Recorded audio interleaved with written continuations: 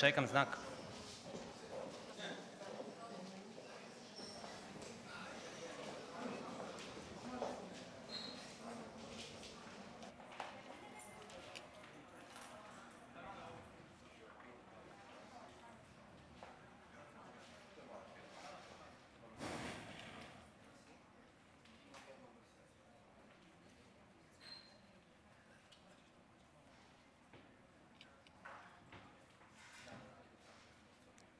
Sign.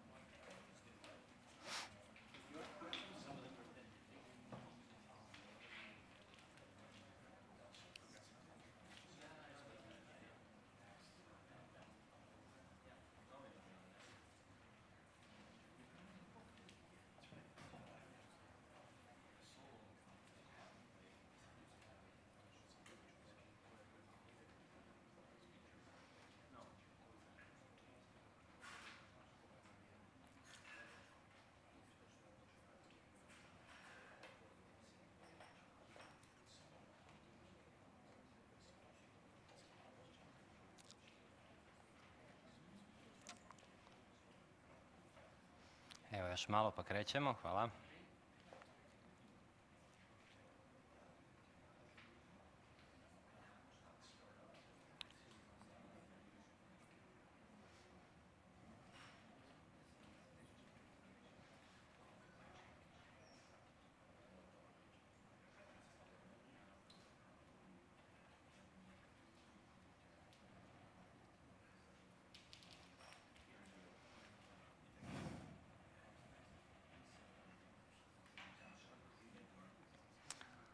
Evo, štovane gospođe i gospodo, dragi sudionici, dobar dan i dobrodošli na konferenciju Digitalna transformacija kako se mijenja tržište rada. Kao što znate, konferenciju organizira Friedrich Ebert Stiftung u Zagrebu i nastavak je ovo iz serije događanja i rasprava Friedrich Eberta o digitalizaciji ekonomije, pozitivnim i negativnim aspektima ubrzanog tehnološkog razvoja i promjenama do kojih dolazi u našim životima, a posebno u radnim odnosima, o čemu ćemo dosta danas govoriti. Na početku ću vas naravno zamoliti da stišate vaše mobitele ili da ih još bolje ugasite. Kao što znate, radni jezik konferencije je hrvatski, osiguran je simultani prijevod na engleski jer će gospodin Steven Hill govoriti na engleskom jeziku. Ja ću vas samo kratko provesti kroz današnji program, iako vjerujem da ste ga pročitali. Dakle, imamo uvodne pozdrave, potom izlaganje gospodina Stevena Hilla, te okrugli stol s 5 sudionika koje ću predstaviti kad sjednemo za okrugli stol. Još jednom vam hvala što ste tu. Pozdravljam i one koji nas prate preko weba. Osiguran je prijenos video uživo na web stranicama Friedrich Ebert Stiftunga i na Facebook stranici Friedrich Eberta. Evo, ostane mi tek da izrazim nadanje da će biti i vjerovanje da će biti uzbudljivo i konstruktivno i da ne duljim previše. Pozivam gospodina Maxa Brendleja, direktora ureda Friedricha Eberta u Zagrebu, da nam se uvodno obrati. Gospodine Brendle, izvolite.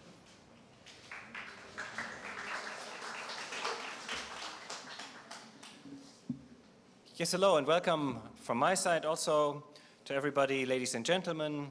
Thank you, Milan, dear Stephen Hill, dear participants. It's my pleasure to welcome you to our event today, the digital transformation, how will it affect the labor markets? My name is Max Brendle, I'm the director of Friedrich Ebert Stiftung here in Zagreb. We've been here for more than 20 years as a German political foundation. We are dedicated to social democracy, the labor unions and European values, and we are trying to be part of the debate which is starting here on digital transformation and the digital economy. While in Brussels and in Berlin, this is really very much a mainstream debate and everybody's talking about digital transformation and there's a lot of enthusiasm and a lot of criticism about it. Here in Croatia and in other countries in Southeast Europe, this is only beginning, but it affects all of us. And I hope that we can also make a small contribution with Friedrich Ebert Stiftung to this debate. We have Daniel Mondeka, who is going to be on the panel today. He's written a study which we'll publish soon on opportunities and challenges of digital economy here in Southeast Europe and mainly in Croatia. And we hope with this event and others we have had before, with the labor unions here in Croatia, in Zagreb and in other cities, that we can also help to articulate some of the problems and to point to the challenges. We have published a paper by Stephen Hill, who has come here from California to us. It's called The California Challenge. You can find it there in the back. He's also in the process of promoting a book which points to several problems of the digital transformation, and I'm looking forward to his talk and then to a discussion. And I'm glad that we have a great round of panelists together today from the labor unions, from politics, from businesses, and from the employer side. So, let's enjoy the debate. I'll invite all of you to also join in later, and I'll hand back to Milan. Thank you.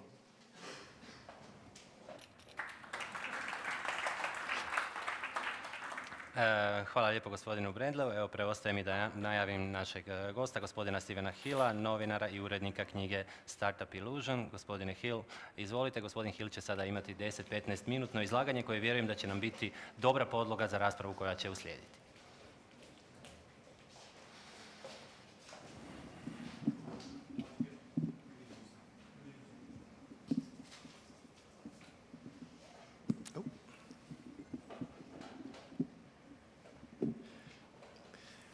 Thank you very much.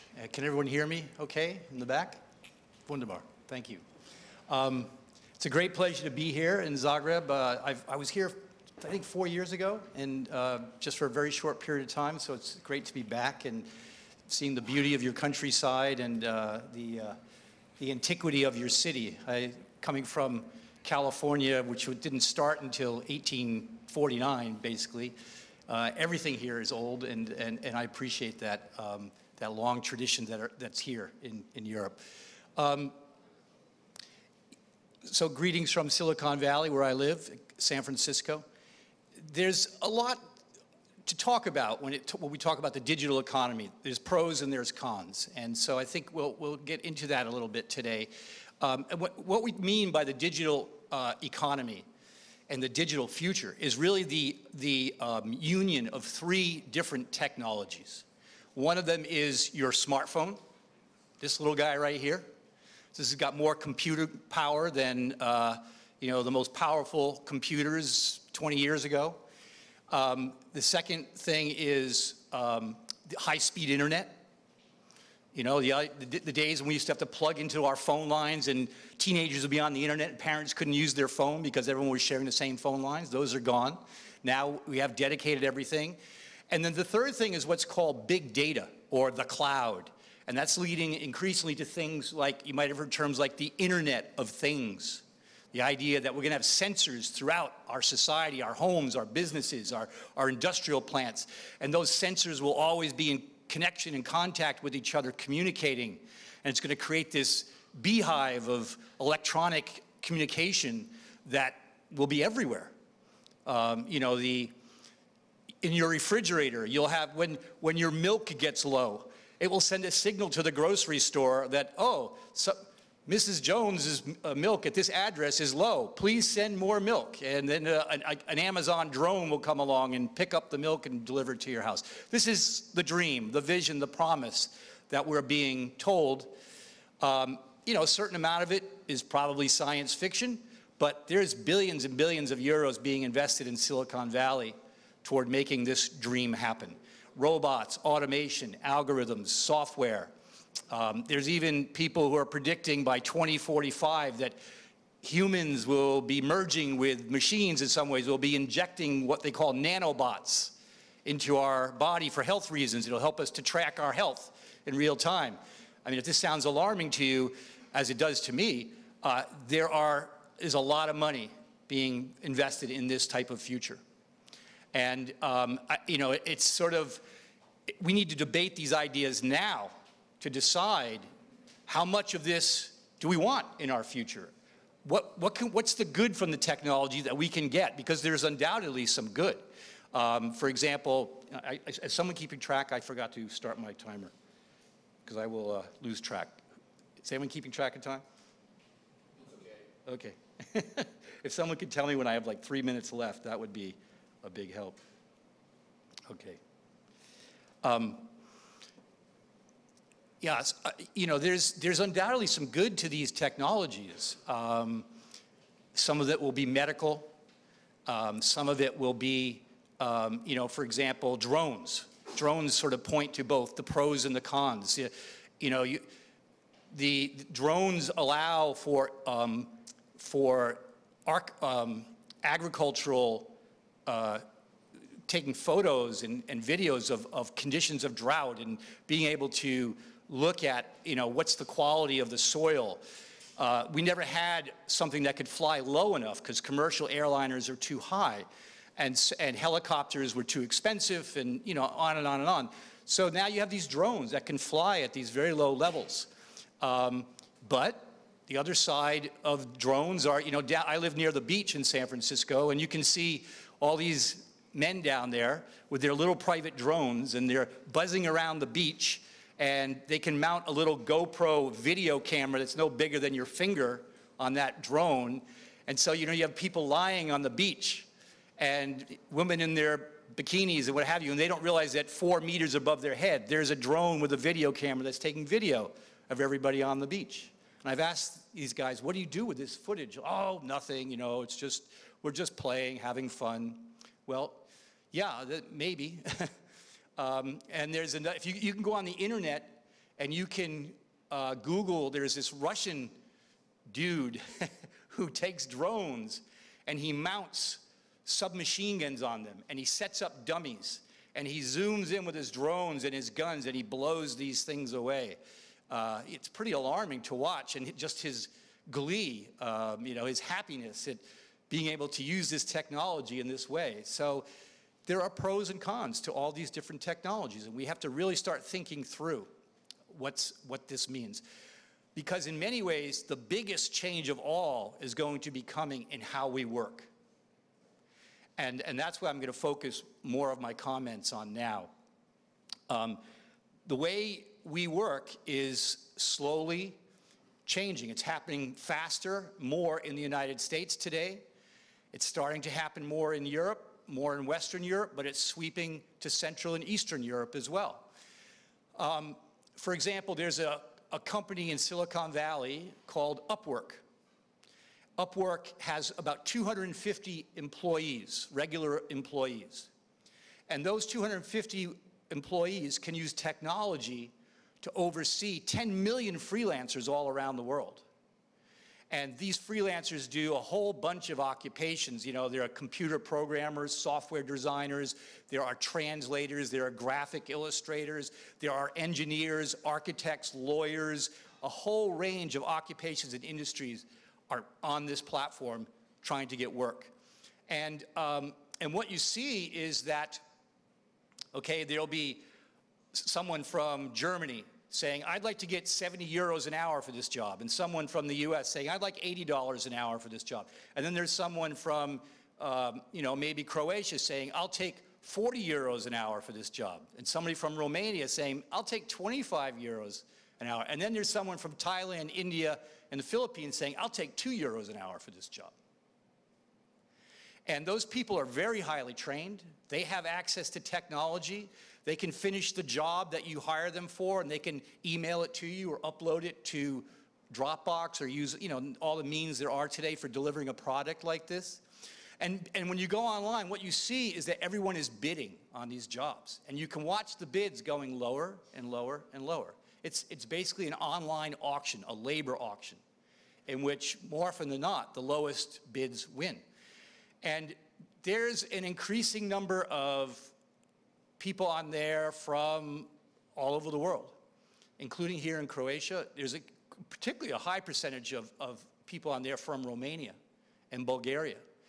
And you know, if you're in some area like this and you need work and there's not enough work in your home country, it's a great thing. You can get work from someone in the United States, in Germany, in France, anywhere in the world. But if you're someone in the United States or Germany or Western Europe, and even to some degree here in Central Europe, you're competing against people who are going to ask for a lot lower wage than what you're going to ask for. So it becomes this race to the bottom. And that, you know, as more and more people work this way, it has the potential to also undermine the welfare system that you have. Because I'll give you an example from my recent book, The Startup Illusion, because I looked a lot at Germany. And I asked many of the German regulators and researchers and people who are tracking labor markets, how many Germans are working on Upwork? I said, I don't know. We don't know. We have no idea. And I asked, you know, how many are working on all the other platforms? Because Upwork is just one of dozens of these sorts of platforms. We don't know. We haven't even tried to count these workers. And yet it took me 20 minutes to go on the Upwork site and using their filters to find out there's about 18,200 Germans on this platform seeking work. And, you know, just using conservative numbers of how much they're earning, you know, just on that one platform, that's about 10 million euros in income that the German government is missing out on in terms of taxation. And that's about 6 million euros that isn't being paid into the healthcare fund. And, you know, when some of the labor unions are trying to count these workers, and they're estimating in Germany there's about 1 million to 2 million of these sorts of workers. So just using conservative numbers again, that's about 4 billion euros in income per year that isn't being taxed for income tax, and about 600 million euros that isn't going into the healthcare fund. This is serious money. And we're only at the beginning of what these technologies can do. I didn't have a chance to really run the numbers for Croatia, but a similar dynamic is in effect everywhere. And in fact, I was just reading an article that some of the Scandinavian countries now are starting to try and really both track these workers, but once you start trying to really deal with it, you realize that the online nature of this way of working and these types of commercial transactions are very hard to track. And ultimately, the only way that governments and NGOs who are trying to track these things will be able to track is you need the data from the companies. The companies have to be willing to say, you know, this is how many workers I hired in Croatia last year. Here's how much income I paid them. And therefore, that's how much tax they owe to the government. Without that, it's going to be really hard to track these commercial transactions and to track this type of activity. I'll give you another example. Airbnb. Is Airbnb in Zagreb? I imagine it must be, right? It's just about everywhere. So, I mean, Airbnb started out as a really good idea. It started in San Francisco. And it was the idea that you could rent out a spare room in your home, make some extra money, especially when the economy wasn't so good in 2009, 2010, which is when Airbnb really took off. It seemed like a good idea. The problem is that in many, many cities now, it's been taken over by professional real estate operatives who have figured out, wow, I can earn double and triple the revenue by renting out my property to tourists instead of to local people. And by doing that, you take away housing stock from the local market. So that means there's less local housing for local people. That means the housing that's left over, the cost for that housing, the rents go up, go higher because there's less housing available. And it really starts eating away at the vitality of your neighborhoods. In San Francisco, I could take you on a tour and show you everyone in that building right there was evicted to make room for Airbnb and turn it into an Airbnb tourist hotel. Everybody in that building was evicted. This one neighborhood was called Little Italy because all these Italian immigrants once moved there and lived there, and they had families there. And if you know baseball, Joe DiMaggio, the famous baseball player, came from this area. Well, now it's just tourists pulling their rollaway bags. And the neighborhood has been taken over by this. So not only is that a problem, but you know, hotels actually pay hotel and occupancy tax. It's an important source of local revenue. Well, how are you going to tax the hosts for Airbnb? You don't know where they are.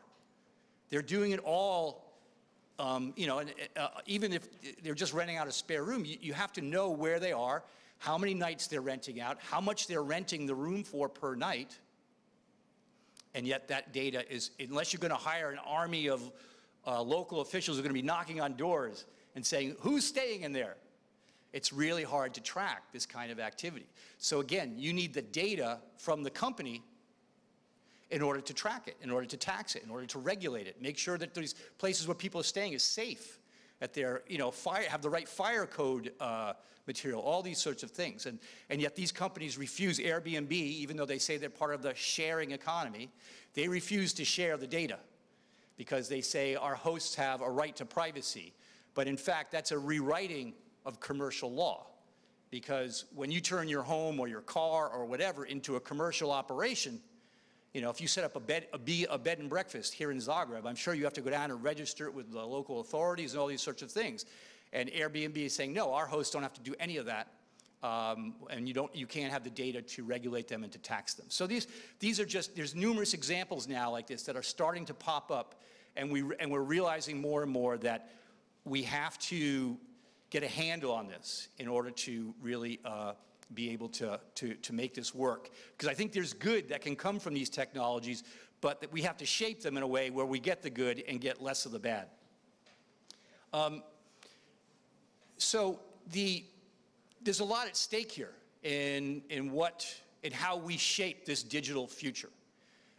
You know, in terms of jobs, there's also a lot of anxiety that things like robots and automation and algorithms are going to get rid of a whole bunch of jobs.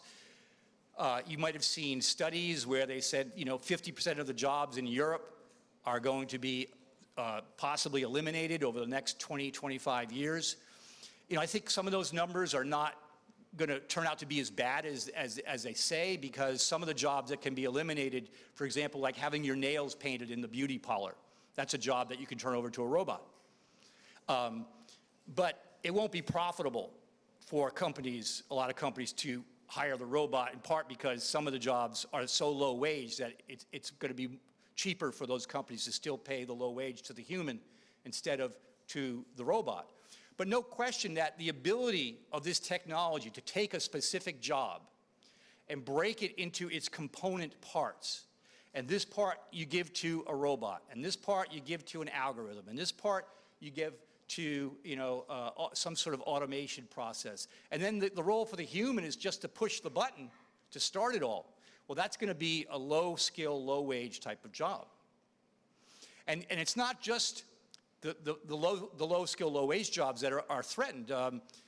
For example, in San Francisco, there's a medical center there, University of California at San Francisco, and this medical center has this huge robot. It's about as big as this space right here. And this robot has pneumatic arms on it, like elephant trunks. And what does it do? It picks up pills. It can fill prescriptions. 10,000 prescriptions a day it can fill, just by picking up pills from a prescription, putting them in a bag, slapping a barcode on the bag, and off it goes to the person who has the prescription. And the role for the human in this process is just keep putting the pills into the bins so that the arm can pick up the pills. You know, other occupations, journalists like myself, they have computers now that can take a data set and can write an article from that data set. So sports scores, you know, data sets like sports scores, stock market, you know, things like earthquakes. They can take this data and it turns it into an article that you can read in the newspaper. And they've done tests that they've asked, okay, who wrote this article? Was it a human or a robot? And people can't tell. Now, they're not the most exciting articles when you read them, but nevertheless, I mean, maybe it says something about the quality of some of the journalists today. I don't know, that they're not writing something better than a computer.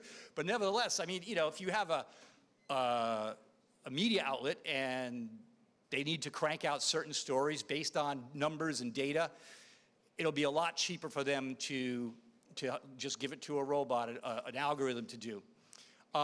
You probably have heard about the stock markets today. A lot of, you've seen the old movies of the stock traders on the Wall Street floor and, and in Frankfurt and others where they're trading stocks furiously back and forth. Those days are pretty much gone. All the trading is done by an algorithm. And, that algorithm it does things in a blink of an eye. So it's trading rapidly all the time.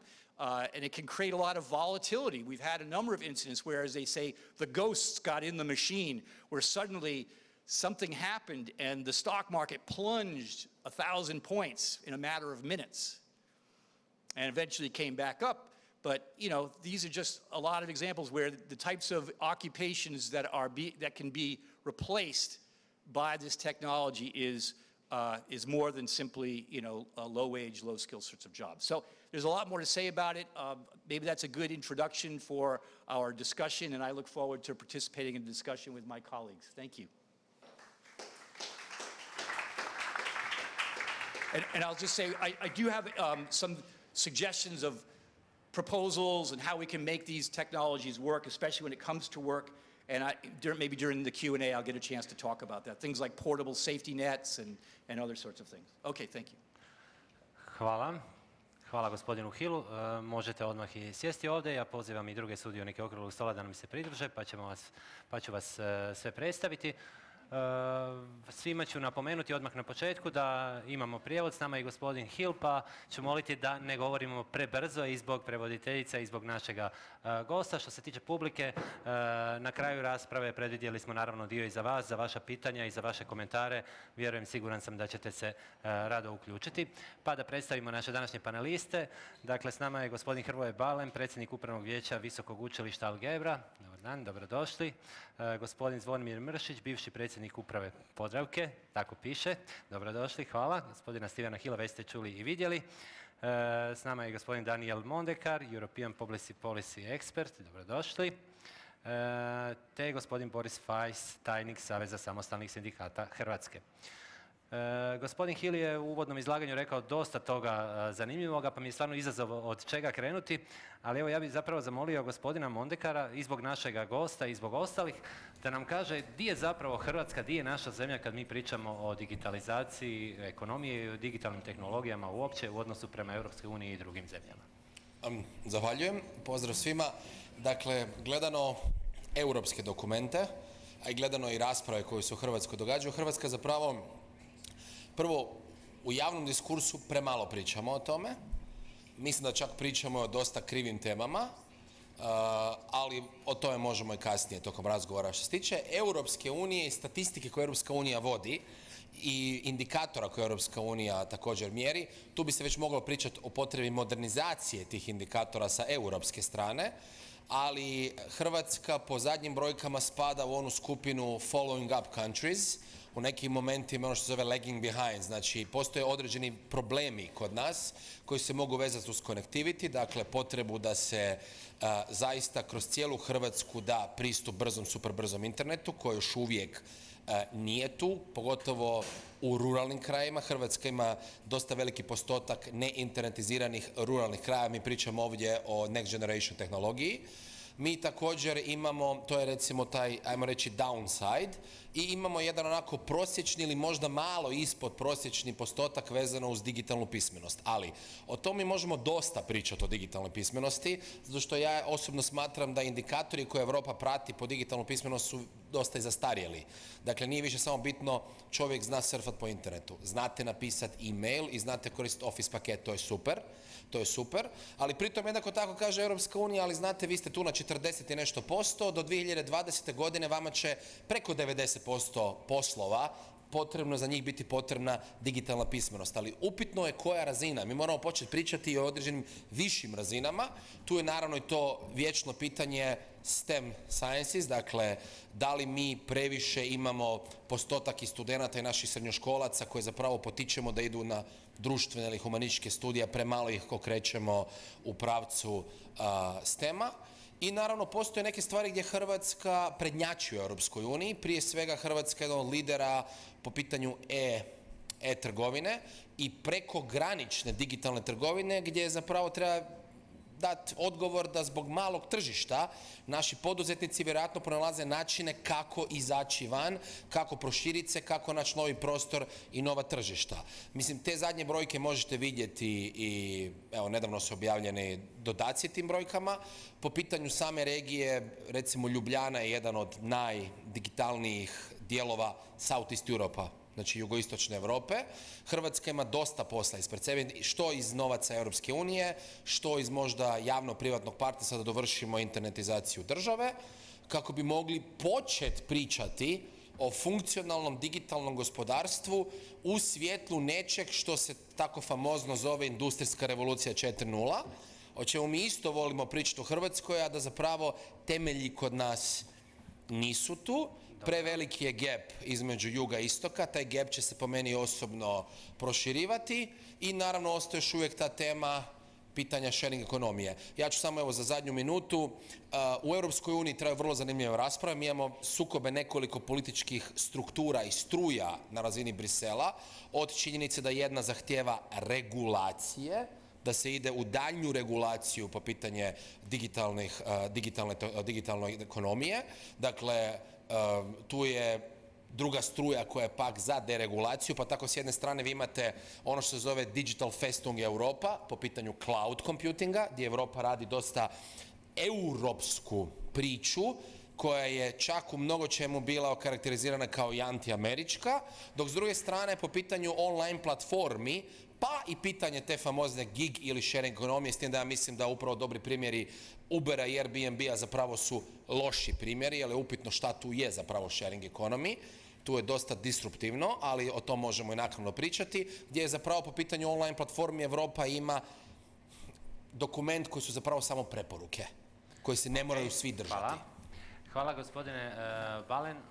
Evo, regulirati ili ne regulirati prvo pitanje, a drugo pitanje, gospodin Hill je spomenuo da mi već sada i to sada hitno trebamo pričati dakle o budućnosti koja vrlo brzo dolazi, tehnološke promjene i tako dalje.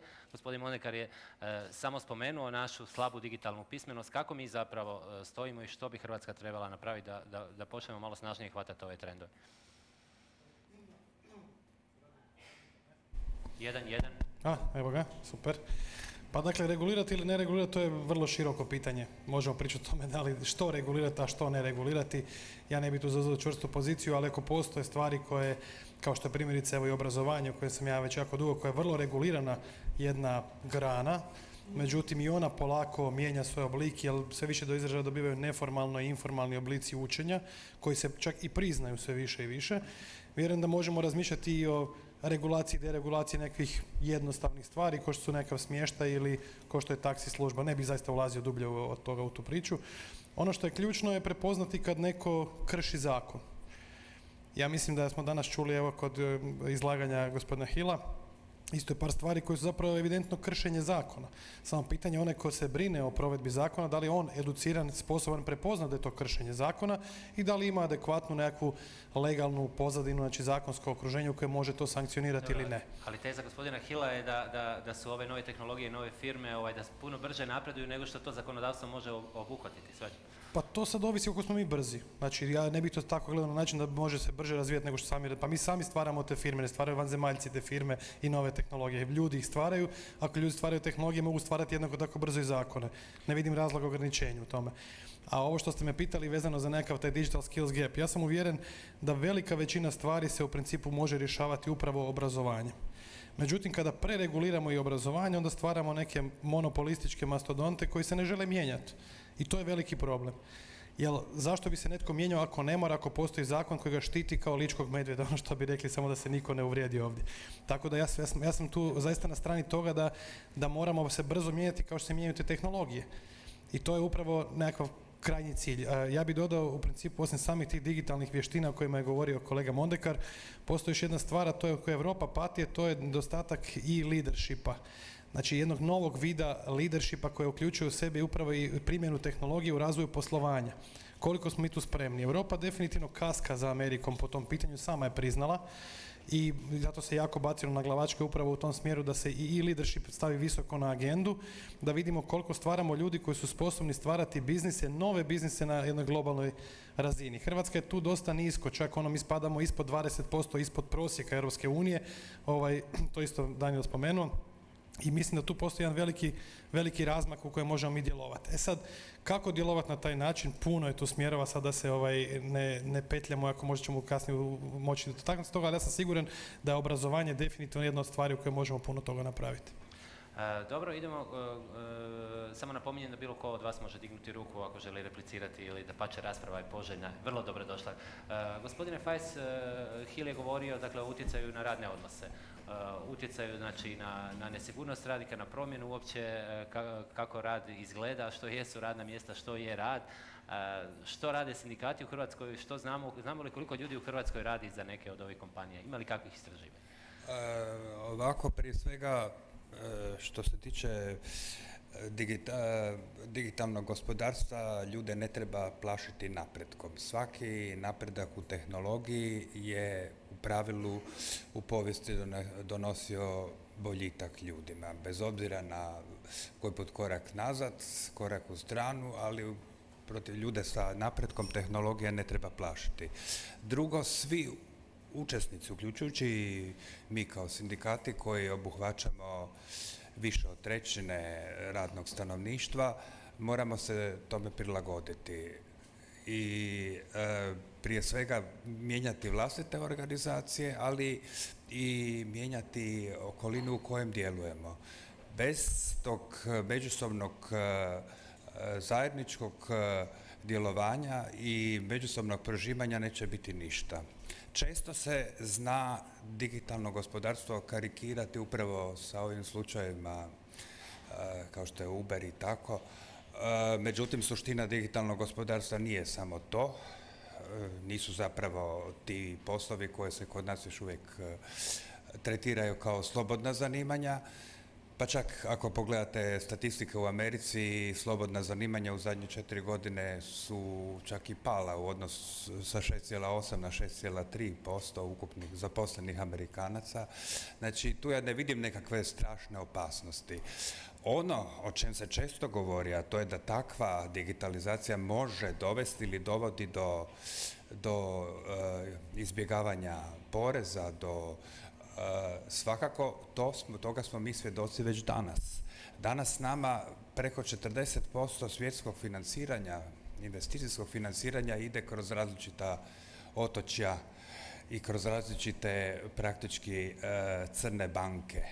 Znači, to je ogromna masa novaca o kojima govorimo i gdje su skrivene veliko izbjegavanje poreza. Recimo, moj kolega iz Irske, s kojima zajedno u Europskoj konfederaciji sindikata radim na poreznim politikama, govori svi da mi je rekao da Irci zovu Irsku Microsoftova veš mašina, ne?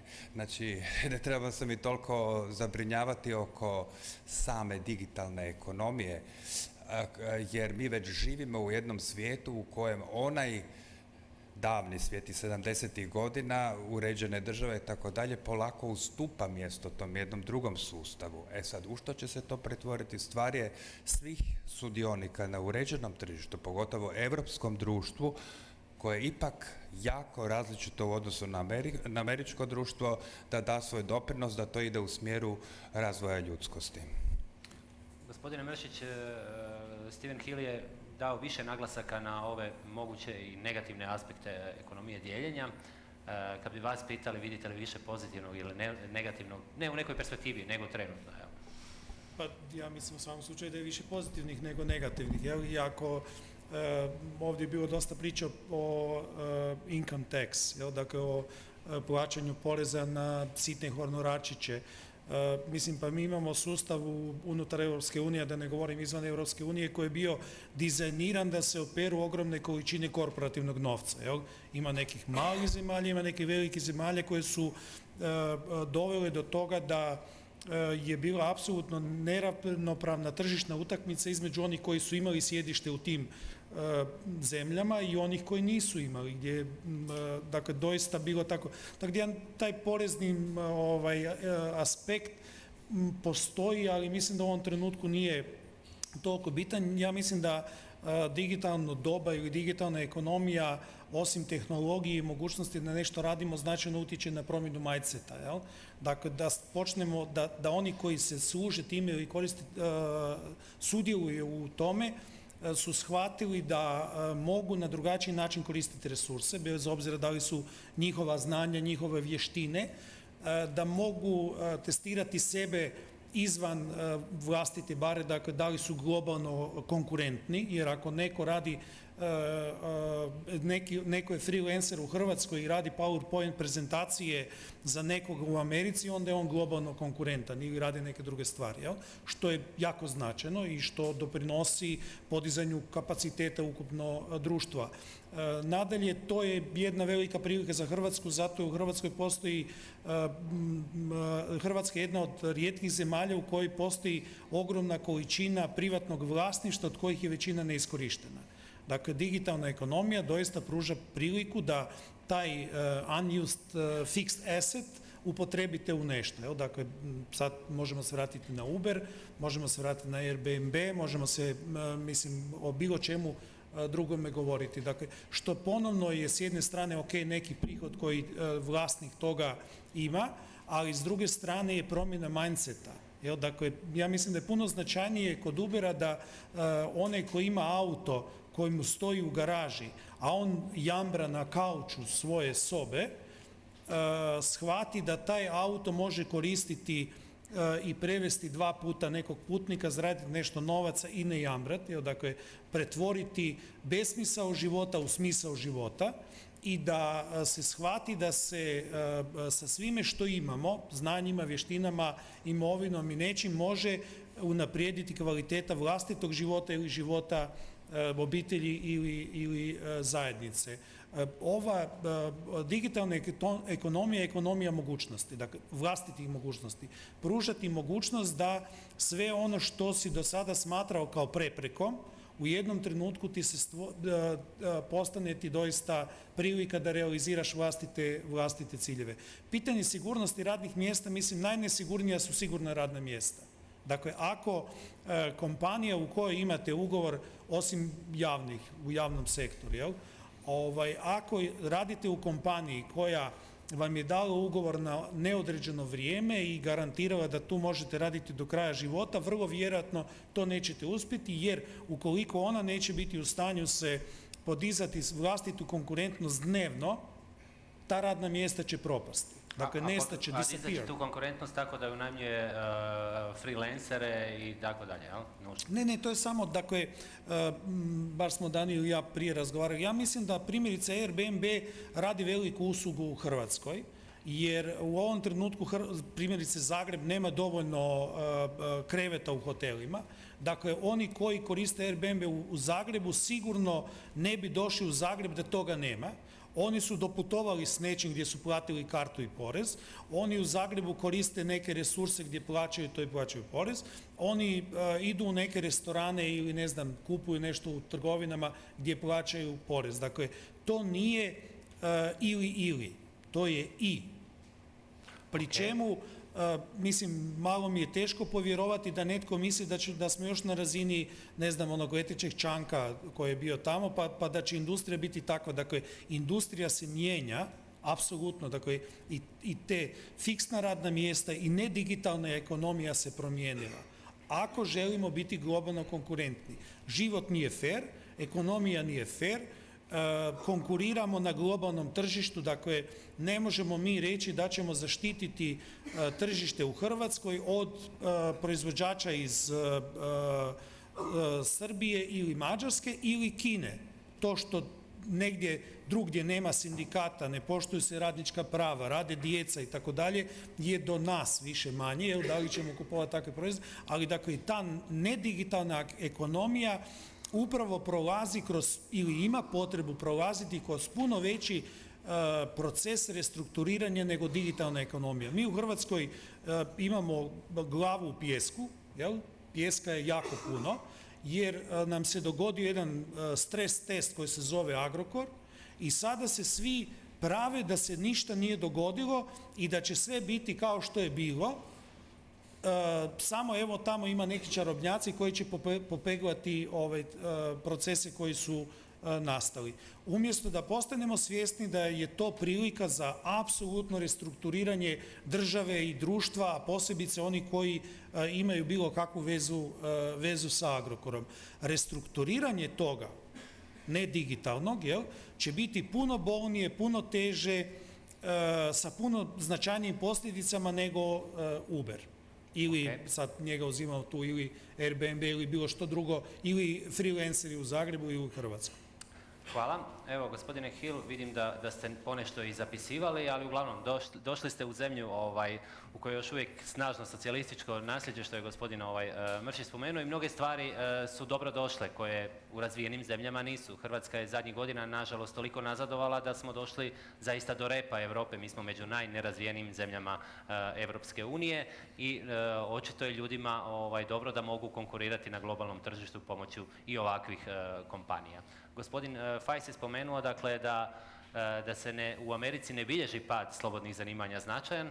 Meni se čini da je to suprotno od onoga što vi pišete u vašem članku i da se ne prati dovoljno dobro ta kretanja zaposlenosti, freelance i ostalih. Ovo su dva pitanja.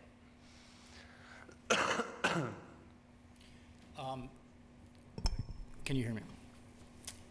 Yeah, there's no question that the freelance jobs, someone mentioned temp jobs, not freelance, which is slightly different. But the overall, the amount of what we call independent workers, workers that are independent of the traditional employer-employee relationship, has been growing. But there's a big debate going on in the United States about how big that is. The official count doesn't really show it. But what we're discovering is that the methods that we've been using, not only in the United States, but in Germany, in Europe, and I would guess here in Croatia, doesn't capture this activity. It's happening sort of under the radar. The primary way that we count how people work is called the household survey.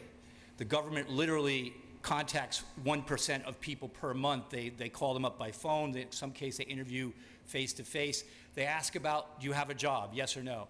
They ask a lot of questions about that job. They'll ask, do you have a second job, yes or no? And then they don't really ask any more information beyond that. They don't even ask much information about that second job. They don't ask, do you have a third or fourth or fifth job?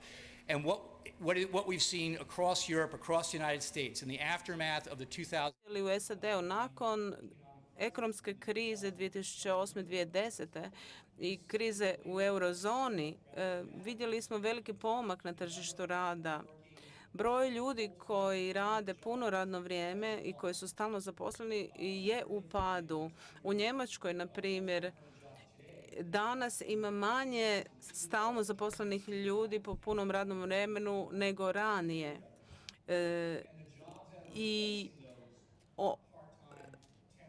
Ti stalni poslovi, to je stalno zaposlenje, radni odnos, zamjenjuju takozvani nezavisni djelatnici ili slobodni radnici ili freelanceri, imaju raznih naziva za to. Ono što je njima zajednička karakteristika, ti poslovi su manje plaćeni, osim toga nedostaje im podrška sustava socijalne i zdravstvene sigurnosti. Ti radnici nisu zaštićeni ni zdravstvenim osiguranjem, ni mirovinskim, a ni od ozljede na radu. I to je ono što se događa trenutno i to baš nije tako benigno kako bi neki voljeli reći. Svakako je to jedan zgodan i praktičan način za zaraditi dodatni novac, no cijena je velika, gubi se sigurnost i ako se taj trend nastavi i ako će broj ljudi koji rade na takav način rasti sve više, imat ćete sve više ljudi koji rade povremene poslove. A ako razgovaramo o Uberu ili Airbnb-u, koji su svega jedan mali dijelić toga, evo ja sam danas s aerodroma stigao taksijem koji ima svoj obrt i on se mora natjecati s Uberem. On mi je pojašnjavao kako on je obvezan se držati određenih pravila na tržištu, osiguranja, dozvola i te su sigurnosna mjerila stavljena na tržište s nekim dobrim razlikom. A zapravo vozači Ubera se ne moraju ničega toga držati. I Uber je promijenio naziv tvrtke u Uber Technologies samo kako bi izbjegao obveze koje imaju taksisti. Jedan moj poznanik u San Francisku je bio zapravo izložen konkurenciji jedne inačice Ubera i znao je da nije konkurentan na tom tržištu. Ne kažem da se trebamo riješiti ovih davatelja usluga, ali trebala bi postojati dva seta zakona. Jedan za vožnju, drugi za porezne zakone. To je jedna opcija, ili možda neki koji će se više pobrinuti za sigurnost javnosti s jedne strane, za udobnost i ugodnost pružanja usluge i za neke vrijednosti, ali da nije protiv zakona. Možda niste još došli do točke gdje, kao što je to u Americi, u San Francisku je to krenulo i prvo je izgledalo kao jako dobra ideja, ali sada recimo u San Francisku gdje ja živim, 30 minuta mi je trebalo da pozovem taksi, da mi taksi dođe i to je bilo užasno. Uber dolazi puno brže, za 10 minuta je tu, ali 20 minuta vam treba duže jer ste zaglavljeni u prometu zato što je to sve jako povećalo gužvu jer ima više automobila. Sada ima 80.000 taksija ili njihovih inačica u San Francisku, a 45.000 oni koji voze Uber. Potpuno su preplavili ulice. Ta je tvrtka htjela monopol i tako pokušava zagušiti ulice. Možda će u Zagrebu biti tako, sada nije. Možda ste u toj zlatnoj sredini kad ima dovoljno za sve, ali ne previše. Ali ako ne pazite, onda ćete imati drugi problem koji će nastati u pokušaju da izliječite ovaj prvi. Vršić, ali dozvolite prije toga jedan mali test. Molim da dignu ruke svi koji koriste Uber ili Airbnb. Ok, dobro. Izvolite, gospodine. Dakle, htio sam reći, ajmo pokušati malo vratiti priču u tračnice i govoriti o dobrim i lošim poslovima. Imam osjećaj da lagano skrećemo prema tome da su freelance poslovi loši poslovi i da su povremeno zapošljavanje loše. Ja se ne slažem s tim. Dakle, to ne znači da su to loši poslovi, pa ćemo govoriti prije je bilo više dobrih radnih mjesta, sad imamo manje dobrih radnih mjesta. To uopće nije točno. Dakle, dobra radna mjesta su ona radna mjesta gdje poslodavac ili ta organizacija koja se razvija nudi neku stabilnost, perspektivu i razvoj. Loša radna mjesta su ona koje to poslodavac ne nudi. Vrlo jednostavno. Nema stereotipno dobrog poslodavca, stereotipno lošeg. Ako neko poduzeće se dobro razvija, znači prati trendove, ide u korak, razvija nešto novo, to je dobro, možete razmišljati o nekom dobrom poslu. Vas niti jedan ugovor neće zaštititi od toga da izgubite radno mjesto ako firma propadne. Znači, zašto to govorim? Evo, ja sam prije 20 godina osnovao Algebru zajedno s kolegama i mi smo bili goli bosi startup. Mislim startup, nismo startup, nije nas niko financirati, ni danas niko nas ne financira, ali to niko meni ne garantira da za 5 godina moja firma sa 105 stalno zaposlenih ljudi preksutra neće propast. Ko meni to garantira? Ugovor o radu, ugovor o osnivanju tvrtke, bilo šta? Ne. Jedino ako se mi razvijamo dalje, ako nudimo ono što je potrebno tržištu, onda ćemo biti dobra firma i davat ćemo dobra radna mjesta. Dakle, to je prva stvar. Druga stvar, govorimo cijelo vrijeme da je TopTal ili ne znam neki sustav zapošljavanja da je loš. Da ljudi skrivaju novce i ne plaćaju u zdravstveni sustav. Krivo. Svi moji kolege koji rade preko TopTala imaju svoje obrte i firme preko kojih fakturiraju te iznose koje zarade u Americi ili ne znam u Njemačkoj. Zašto bi sad rekao da je zapravo obrnuto? Mislim da često mi krećemo od sustava, ajmo smisliti sve moguće načine kako će neko izbjeći zakone, pa idemo to sve te rupe začepiti. Ne razmišljajući da ako napravimo zakone koji neće začepiti baš svaku rupu, nego će vjerovati da su ljudi zaista dobri i pošteni. Većina poslodavaca su dobri i pošteni ljudi koji neće prevariti radnika. Ima njih loših, da se razumijemo. Ali ne možemo krojiti zakone i naše strategije na osnovu onih loših poslodavaca, pa ćemo 94% onih koji su dobri začepiti i usporiti u nekom razvoju. To mislim da nije dobar pristup. Mislim da se slažu svi ovdje u dvorani da to, da je pristup bolje. Nikad se svi ne slažu, ali dobar. Ajmo reći većina, ok. Mislim, zašto pričam recimo o tome? Jedan primjer, nedavno se susreo s tome, problem zapošljavanja u Hrvatskoj stranaca. Dakle, recimo konkretno u digitalnom sektoru fali ljudi. Obrazovni sektor ih ne ispaljuje dovoljno na tržište rada, ajmo tako to reći. Dosta ljudi odlazi u inozemstvo. I jedna od stvari je sigurno i to da pokušamo izvana, iz trećih nekih zemalja, ne EU, nego trećih zemalja dobiti radnike ovdje. Međutim, taj zakon je trenutno još uvijek u ingerenciji Ministarstva unutrašnjih poslova, što je po meni potpuno neprirodno i trebao bi se vratiti natrag u Ministarstvo rada, a Ministarstvo unutrašnjih poslova se isključivo brine kako začepiti sve rupe. I time što čepi savršeno sve rupe, onda zapravo možda koči one koji hoće razvijati se u nekom smjeru. Znači, ja bih htio samo vratiti natrag diskusiju o tome da pričamo što su dobri, što su loši poslovi. Znači, gig ekonomija sama po sebi nije loša. Znači, trebamo samo pratiti, nadzirati da li provodimo zakone, a ne se boriti protiv toga da začepimo i zadnju rupu. Evo. Ok, gospodine Mešić. Možda samo oko Ubera se vrtimo, ali primjere. Dakle, po meni je Uber jedna međufaza između nečega i nečeg sljedećeg. Prije svega, jedan slika, bio sam nedavno u jednoj zapadnoevropskoj zemlji i koristio sam taksi i taksista mi se žali, on je izbjeglica, radi već 30 godina, živi u toj zemlji, ali još uvijek se osjeća kao izbjeglica i kaže ugroženo mi radno mjesto, jer moram tražiti novi posao. Sad onda ga šta Uber? Kaže ne Uber, driverless car. Dakle, Uber je prijelaz između klasičnog taksija koji kupi auto, dakle moraš imati auto, moraš imati stajalište, trošiš neke resurse i nečega što se zove, dakle, car sharing, car pooling bez vozača. Dakle, ajmo to uzeti da Uber sigurno će umrijeti prije nego što će nestati taksi servis u klasičnom smislu. Ali su jedni i drugi ugroženi nečim što je automobil koji vozi bez da ima osobu za upravljačem. Jel?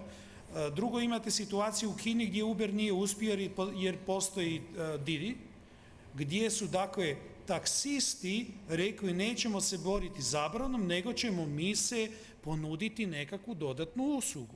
Dakle, mi smo taksi provajderi, ali želimo ponuditi neku dodatnu uslugu. Toga ne vidim u zemljama koji se bore zabranom protiv Ubera. Dakle, Uber je potpuno, mislim, kako je nastao Uber, jel? Nastao je tako da je vlasnik Ubera bio nezadovoljan servisom u Parizu na Božić jer je čekao dugo taksi i onda je rekao, gle koliko ima auta, ajde idemo vidjeti da ti auti voze. I vratio se i osmislio je priču kako da se upotrijebi sredstvo koje imamo, auto koje se vozi na cesti na drugačiji način. Doveo je potpuno u drugačiji relationship ono što postoji. Dakle, Uber po meni nas motivira da na drugačiji način razmišljamo o sebi, ono što imamo i ono što možemo s time činiti, kako da povećamo dobrobit društva, a ne kako da se borimo protiv toga. Ok, Uber je tu, ne možemo ga zabraniti. Mislim, ko misli da može zabraniti Uber, mislim da je na potpuno krivom putu.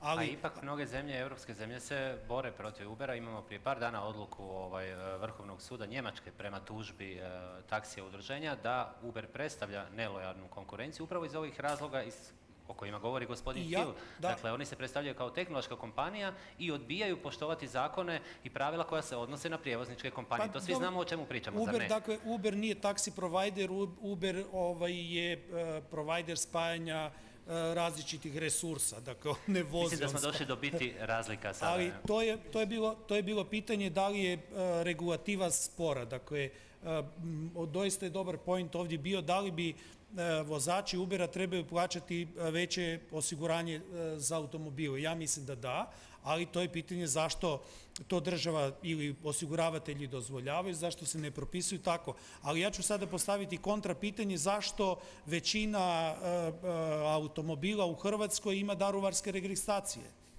Mislim, to je puno veći, za mene je to puno veći problem nego što je pitanje Ubera trenutno u Hrvatskoj, jer puno više automobila u Hrvatskoj ima daruvarske registracije nego što ima Uber vozača.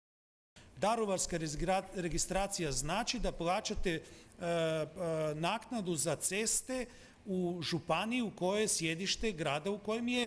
Znači da očito da Bjelovarsko-bilogorska županijska uprava za ceste ima puno više novaca nego što se te ceste troše.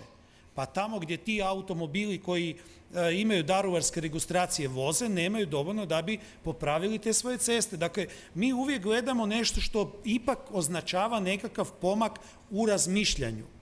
Uber je samo nas treba potaknuti da razmišljamo na drugačiji način. Imam nešto, da li mi to može pomoći da ima više novaca ili da kvalitetnije živim, ajde da sad maknemo više novaca.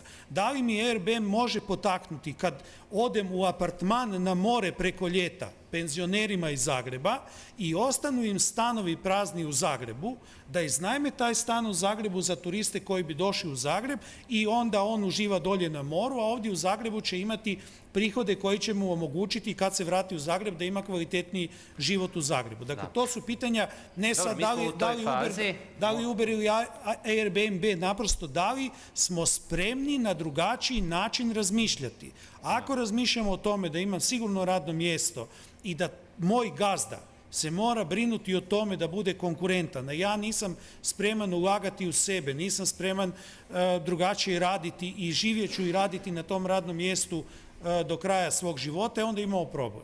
Dobro, možda smo mi tek sad u ovoj fazi, a kad dođe do toga da Airbnb ili slične usluge dovedu do redizajniranja cjelokupnih kvartova i života, možda ćemo drugačije govoriti. Gospodin Hill pa gospodin Mondekar. Ja ću vrlo kratko. Uber je tvrtka za taksiranje, za prijevoz. Nema uopće govora da nije. Prije 1970-ih nisu postojali elektronski mjerači kilometara i vremena. To je tako bilo i oni to nemaju. Oni u svojim vozilima imaju najnoviju tehnologiju i oni je koriste i pružaju usluge vožnje. I to je jedino što oni jesu. Europski sud će donijeti odluku i zapravo su trebali odlučiti da li je to autoprijevoznička tvrtka, jer se onda trebaju pridržavati tog seta zakona, ili tehnološka. U tom slučaju se ne moraju pridržavati ovih prvih. Glavna osoba koja daje preporuke Europskom sudu je zapravo odlučio da to nije tehnološka tvrtka, već autoprijevoznička tvrtka. Doista je važno odvojiti neke od tih argumenata koji su zapravo zavodljivi u neku ruku i povlače i čini se da bi se moglo i drugačije misliti. Za neke je to mogućnost, a za neke prepreka. 50% vozača Ubera radi godinu dana i onda prestaje to raditi. To je vrlo privremen posao, postoje dokazi za to. To nije nešto što želite maknuti ili zabraniti, ali svakako nije ništa novo ni revolucionarno. To je samo drugo ime za zaradu i drugo ime za autoprijevoznike. Ista stvar i za Airbnb, to je počelo kao dobra ideja, ali sada su cijeli kvartovi preuzeti i zapravo su pretvoreni u nešto što se iznajmljuje turistima, a ne lokalcima. Onda lokalci nemaju stambeni fond koji imaju na raspolaganju i moraju otići iz tih mjesta, što povlači veće štete i šire negativne učinke na zajednicu. Još nešto ću reći. Auta koja će voziti bez vozača se neće dogoditi tako skoro. To je još jedan tehnološki hype koji je došao iz Silicijske doline. Stručnjaci s kojima sam ja razgovarao, i Uber je počeo kao startup, to još moram reći. On još nije zaradio, već je čak izgubio 3 milijarde eura prošle godine. Kad god govorite o Uberu, morate imati na umu da je 60% financirano od strane investitora koji ulažu u rizični kapital. Manja cijena zapravo koju vi plaćate nije kompletna cijena kojom se to financira. I sada imate takvu tvrtku koju financira neko drugi, a koja sama pokušava zauzeti tržište, odnosno postati monopolist na tržištu. Kako se ostvaruje zarada? Na različite načine, ali jedna od bitnih stvari je ovaj monopol koji se zapravo pokušava uvesti u ovom slučaju od strane jednog startupa. 20 ili 30 godina će potrajati da budemo imali automobile koji voze bez vozača. Zašto je to tako? Pa zato što to nije samo pitanje tehnologije. Ako vozite auto i vidite auto ispred sebe, neko koje se zaustavilo, staćete i onda ćete proći pored njega. Kako programirati automobil da na način da će se uzeti algoritam koji će vam to omogućiti? Tu je još i zakon i zakonski propisi. Primjerice, djevojčica koja strči pred auto za loptom, algoritam mora odlučiti da li da udarim djevojčicu ili pređem u drugu traku i izazovem prometni sudar. Ko će odobriti taj algoritam? Ko će osigurati da će ti algoritmi biti takvi kako će svi prihvatiti? Niko nema odgovore na ta pitanja. I ja zapravo mislim da su godine i godine pred nama prije nego što će automobili bez vozača voziti našim ulicama u većem broju. I mislim da će Uber do tada jako puno novaca zaraditi. Fajs, Balen, Mršić. Dakle, moje osobno mišljenje, da se vratimo na naziv teme, ja mislim da Uber i Airbnb u ovom trenutku danas više nisu ono što se zove sharing economy. I ja mislim da zapravo o ekonomiji dijeljenja, kako ona počela u onoj raspravi prije ne znam koliko godina, gdje vi možete mijenjati uslugu za uslugu, gdje imate platformu koja mijenja uslugu za uslugu, ovo je nešto sasvim drugo. Opet, s druge strane, to dosta ovisi o našim nacionalnim zakonima. Dakle, vi po hrvatskom zakonu, a mi često zaboravljamo da mi neke zakone imamo čak i jako dobre zakone, i da naša porezna politika nekad je nevjerojatno fleksibilna. Kod najma stanova Hrvatska ima izuzetno fleksibilnu politiku oporezovanja paušalno, po krevetu, za sezonu. I to su možda čak i najmanji porezi u državi. Naši freelanceri koji su recimo self-employed, koji su u sustavu paušalnog oporezivanja, to su zastrašujuće zapravo niske porezne stope. To vam je, mislim da je porez na dohodak za paušalca koji ima promet do 35.000 eura godišnje, dakle do 20.000 kuna mjesečno, porez je 150 kuna mjesečno je porez na dohodak. Sa doprinosima vam je to, kad se s doprinosima zbroji 1200-1300 kuna ukupno. To znam jer sam nedavno čitao nekoliko tih rješenja. U osnovi, kod Airbnb-a u Zagrebu želiš iznajmiti stan, zna se zakon. Ako iznajmljujete kraće od nekoliko dana mjesečno, ne morate se uopće zabavljati sa izdavanjem svih onih silnih papira.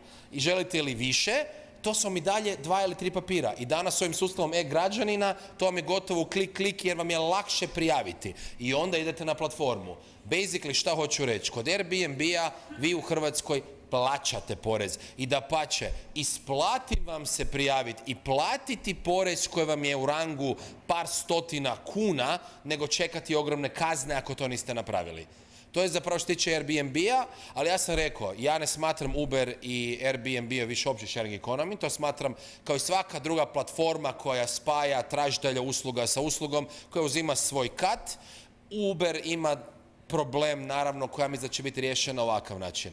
Pratio sam i preporuku odvjetnika koji savjetuje sud, pratio sam i kako izgleda zapravo to u Luksemburgu i u Londonu. Mislim da će to više biti na principu kako su u Londonu donijeli odluku. Ja mislim da će se našim ostalim taksi uslugama morati malo deregulirati, a mislim da će Uberu se jednim dijelom regulirati i da će se zapravo to naći negdje na sredini, jel? I da će to tako završiti što se tiče Ubera. Ajmo, što prije to bolje. Izvolite, gospodine. Mislim da je bio gospodin Fajs. Pardon, više sam se i ja malo pogubio, da. Da. Gospodin Fajs, izvolite. Pa evo, da završimo tu priču o Uberu, jedno čisto pitanje, ko su ti investitori u Americi koji su podigli cijenu Ubera na vrijednost na $63 milijarde ako stvara $3 milijarde gubitaka. To je isto vrlo interesantno pitanje samo po sebi. Međutim, ne bih želio da izgubimo nit te digitalne ekonomije, jer ona, još mislim, nismo danas ni uopće ni dotakli tu temu tog velikog gubitka radnih mjesta koje će sigurno biti, ili transformacije radnih mjesta. U sljedećih 15 godina stvarno neka zanimanja će doslovce nestati. I u tom smislu opet čak bi išao kolega iz Algebre, postavio vrlo zanimljivu osnovu da li se uopće hrvatsko društvo priprema na takve, prije svega u obrazovnom sustavu koji mi se čini da nekako ide vrlo tromim i nekakvim svojim ideološkim koracima.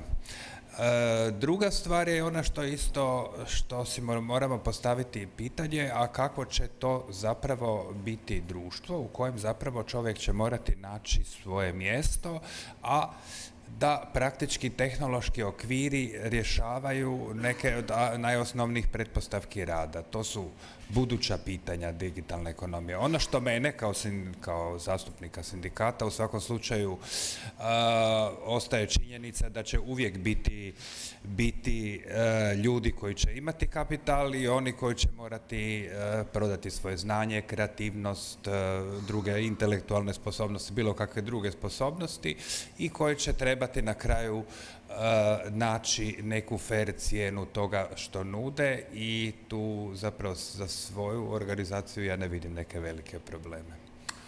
Dobro, ja vam mogu odgovoriti na ovo pitanje od kud tih 63 milijarde, odnosno ko su ti, ko ulaže Uber, ulaže Google, Goldman Sachs, nedavno je fond iz Saudijske Arabije uložio 3,5 milijarde dolara, među ostalim i Toyota je jedan od ulagača. Idemo još ova dva odgovora, pa ćemo onda preći na pitanje publike, gospodine Balen. Dakle, ja sam htio prvo reći ono što se tiče, ovo što je Daniel počeo, Airbnb je Booking, opet svi moji poznanici koji ja znam uredno plaćaju 10% paušalnog poreza ili 12% na iznajmljivanje kreveta. Dakle, nema tax evasiona, ima možda nekih opet loših primjera, ja ne bi više krenuo od loših, ajmo krenuti od dobrih.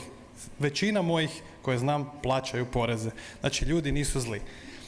To je jedna stvar. Druga stvar koja se tiče ovoga ko plaća i evo, ko plaća te novce da bi gubio na nečemu, ja ću reći povući jednu drugu paralelu. Bliski u nama.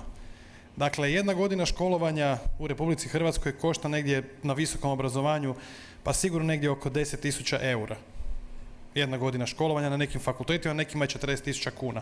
Od 30 do 40. Znači, nigdje nije da košta godina školovanja realno 7.000 kuna, koliko neki studenti, nažalost, moraju platiti jer nisu ušli u subvencioniranu kvotu. Znači, ja koji punim proračun, moram financirati velikog gazdu koji financira veliki sustav gdje studenti plaćaju 7.000 kuna godinu, što oni smatraju da je puna cijena, a nije. Znači, time taj student zapravo ne plaća punu cijenu nego subvencioniranu i mogli bi reći da zapravo ja financiram konkurenciju koja onda plaća nekom drugom da sustav propada. Zove se sustav visokog obrazovanja Republike Hrvatske. I sad, šta da ja kažem tu? Ajmo zabraniti sustav visokog obrazovanja, ko to plaća te novce? Pa ne mogu to reći.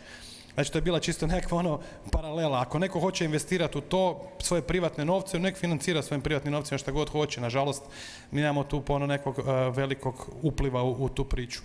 Tako da, generalno, vraćam se ponovo isto na onu nit koju je kolega htio vratiti natrag. Jedina stvar koju bi se mi trebali pobrinuti, ali zaista sustavno se početi brinuti, je to kako ljude pripremiti za digitalnu ekonomiju. Mi to ne radimo. Budimo realni, to ne radimo. To cijela Europa jako kaska u cijeloj priči.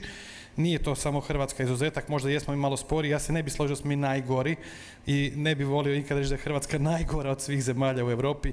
Nažalost ima ne bi složili, pardon? Daniel je rekao u početku da smo mi jako loši, da smo najgori. Ja se ne bi složio da smo najgori, ali da nismo baš najblistavi. Pa to je... Follow up.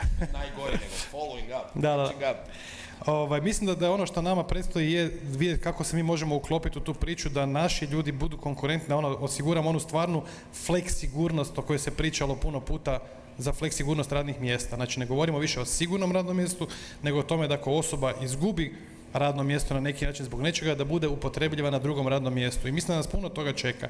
Što se tiče recimo tog prijevoza, ono što je gospodin Mršić spomenuo, pa ne treba gledati samo automobile kao te koji će voziti bez vozača. Pogledajte koliko ima šinskih vozila u Europi ili u svijetu koje neće trebati vozača, njih brzo možemo automatizirati. On ne mora odlučivati hoće li zgaziti curicu ili će udariti auto do sebe. On se vozi po šinama i vidi hoće brže ili sporije dati. A koliko će ljudi ostati bez posla zbog toga? Ili u Hrvatskoj? Znači, već i je ostalo masu, a još će ih ostati bez posla. Znate, kočite metroa koji nemaju vozača. Ko kaže da neće biti uskoro avion koji će voziti, neko ko će sjediti, ne znam, u kontrolnom centru njih 100 ljudi i vozit će automatski avione. Tako da možemo gledati da to bude puno više, on će samo spuštati i dizati avione, on će ga autopilotom otfurati od točke A do točke B. Tako da mislim da je na nama zbilja da razmislimo kako ćemo pomoći tim ljudima da budu konkurentni. Samo to je naša zadaća. Ne da mi osiguravamo radna mjesta, jer ne postoje sigurna radna mjesta. To je gotovo, to je pase. Znači, sigurna radna mjesta su tlapnja. Jedino ako ćemo povećavati ono što ste rekli javni sektor, pa hoćemo onda imati omjer 2 u jednom javnom sektoru za 1 u realnom, uvjetno rečeno realnom sektoru, a to sigurno nećemo. Tako da mislim da... Vjerujem da se tu većina slaže da su sigurna radna mjesta i za nas, ali što je sa zaštitom prava? Mislim, prava na zdravstveno, prava na mirovinsko, na bolovanje. Ja vam kažem ovako jednu stvar, znači ono što u Hrvatskoj nije izgrađeno, to je osobna odgovornost. Uvijek se netko drugi mora brinuti o tome.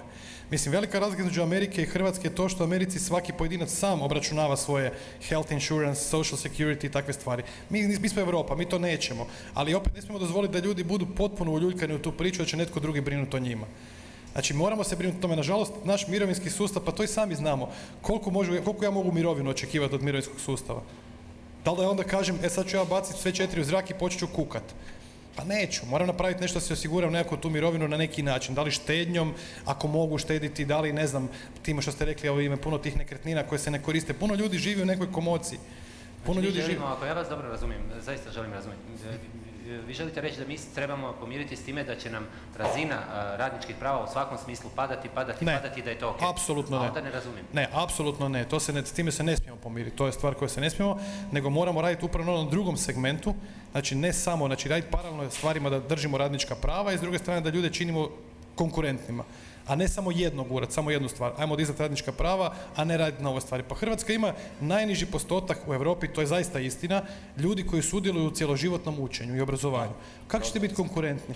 Na koji način možemo biti konkurentni kad nama samo 3% ljudi sudjeluje u cjeloživotnom obrazovanju?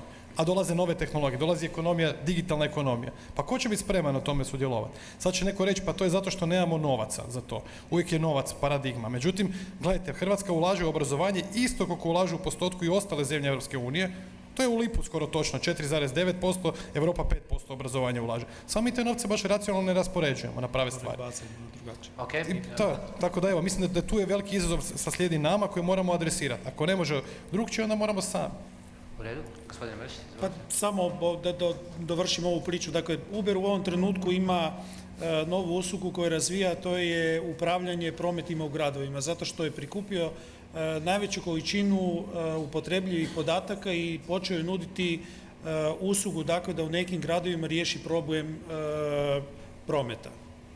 Dakle, migrira u nešto sasvim novo. Vjerojatno će ovo spajanje auta, vozača i putnika biti nešto pase i zato vjerojatno investitori vjeruju da upravo na big data koji Uber sekundarno ima, a postaće mu primarni proizvod, će nuditi uslugu koja će moći se puno bolje iskoristiti nego spajanje vozača.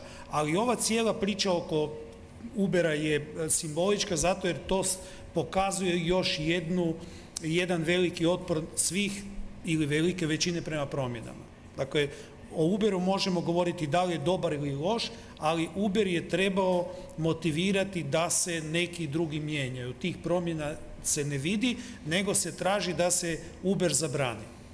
Ako se nećemo mijenjati, bez obzira fizički, mentalno, da li u digitalno ili u stvarnom, nećemo imati šansu uspjeti, zato jer ponavljam, dakle, svijet nije fair. Netko negdje danas radi na nečemu da nam ponudi ili novu uslugu ili da nam smanji mogućnost da naše radno mjesto bude sigurno. Pri čemu treba svakako i pratiti zakonodavno ili pravilima ili nečim ono što se novo zbiva, ne zabranjivati, nego ga minimalno regulirati, da ga se ponovno ne sputa u njegovom samom razvoju. Ali stvarno pruža se velika mogućnost. Digitalna ekonomija doista pruža mogućnost da svatko u okviru svojih sposobnosti realizira svoje ciljeve. S druge strane, mislim, ajmo reći da danas u ovom trenutku treba nekoliko tisuća ljudi u turizmu koje nema. Ne u digitalnoj ekonomiji, nego u nekoj stvarnoj ekonomiji. U isto vrijeme kada imamo 200.000 ljudi na Zavodu za zapošljavanje, od kojih velika većina njih nije spremna uzeti program cjeloživotnog obrazovanja, prekvalifikacije ili nečega da bi povećala svoju izglednost za dobivanje posla. Slažemo se, samo gospodin Hill želi upozoriti da ove tvrtke rade puno otpora da se prilagode pravilima i da naprosto su stalno ispred vremena, ispred zakonodavstva, da odogovlače na različite načine i time ispjegavaju osigurati prava radnicima, plaćanje poreza i ostalo. No, gospodin Hill, pa ćemo onda ići na publiku. Getting a translation. Okay. In terms of Što se tiče Ubera i onoga što bi Hrvatska mogla napraviti vezano uz Uber, reći ću vam samo ukratko što se događa u Austinu u Teksasu. To je bio sveučilišni grad, ljudi su voljeli Uber u njemu, ali gradsko vijeće je reklo Uberu, drago nam je što ste tu, ali želimo da zapravo imate sigurnosne standarde, da se sve provjeri, porijeklo vozača i njihov dosje. FBI kaže da je to u redu, znači trebaju se dati otisci prstiju. Gradsko vijeće je znači donijelo taj zakon, a Uber je onda $10 milijuna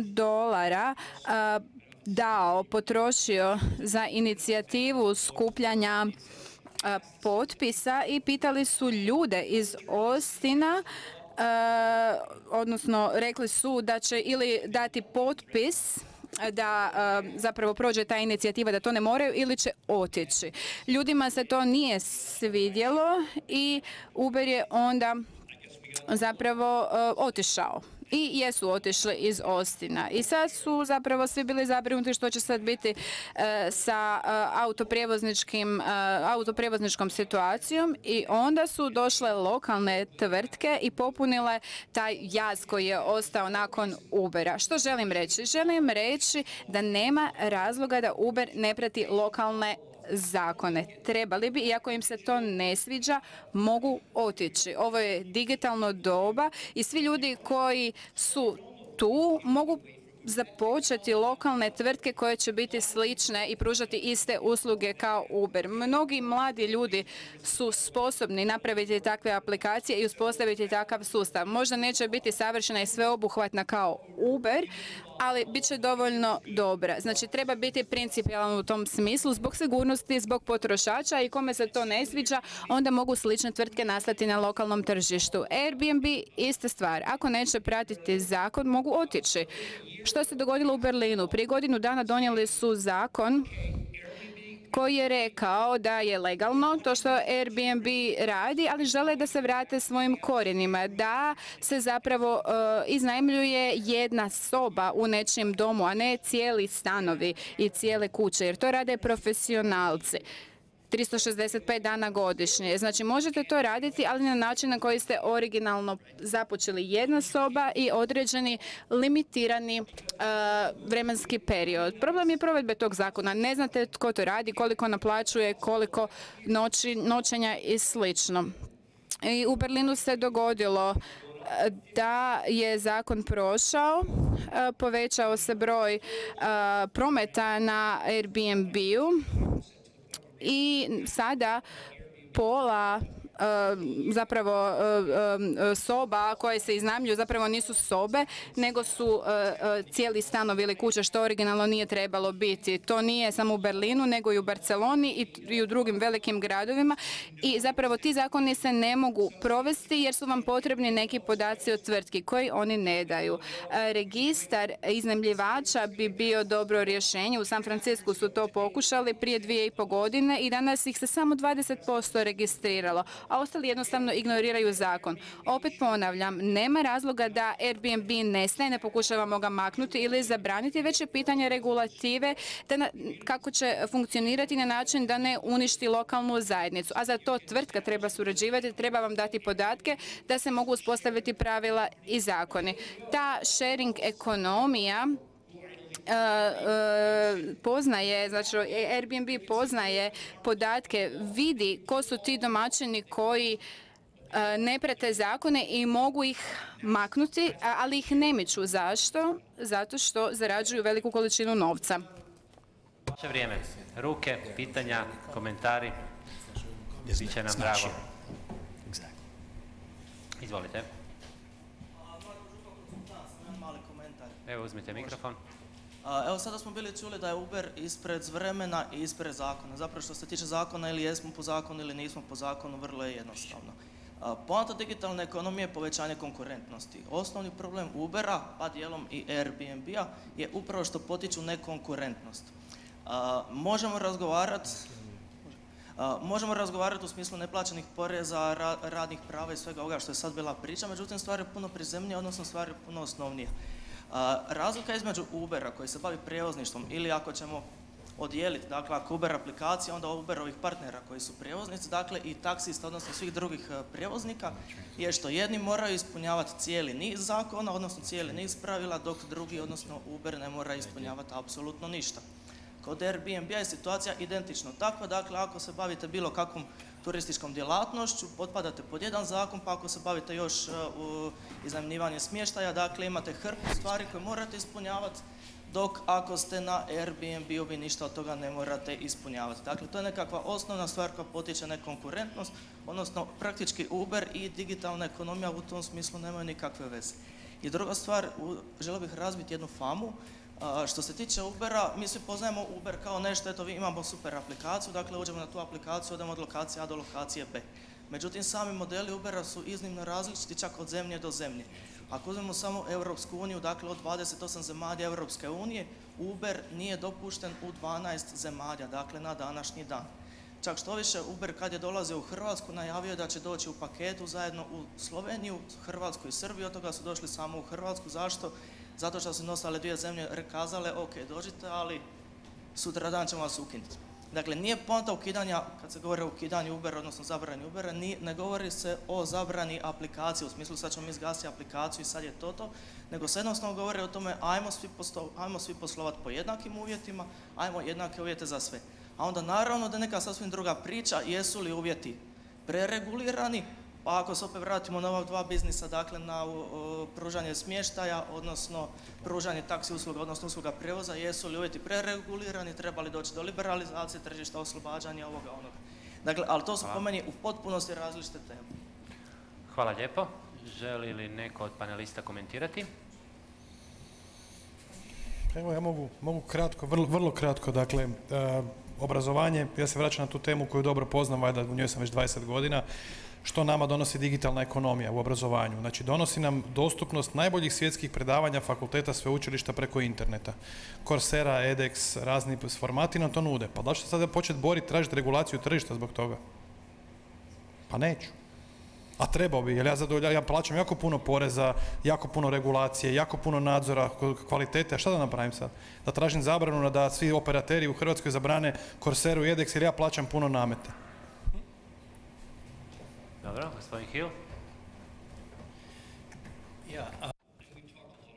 Puno smo spominjali Uber i Airbnb. Kao što sam spomenuo, na neki način još neka veća promjena će se dogoditi kroz Upwork i Lastjobber u Njemačkoj i neke slične tvrtke. Mislim da i nadam se da ćemo zapravo moći razmišljati i šire od Ubera i Airbnb-a. Spominjemo ih toliko jer su najprominentnije i trebamo razgovarati o njima. Ali moram priznati, kad razmišljamo o Hrvatskoj i zemljama poput Hrvatske, to je mala zemlja, jugoistočna Europa, svijet je velik, Kina, Indija, Brazil. I koja je prava strategija razvoja za jednu malu zemlju? To je teško pitanje. Treba o tom razgovarati. Drukčija je priča nego kad se govori o Njemačkoj, Francuskoj i tako dalje. Hrvatska mora raditi skupa i unutar Europske unije, da bude dio, i kao što i jest, Europske unije. Hrvatska sama protiv svijeta, tako reći, mislim da to neće ići.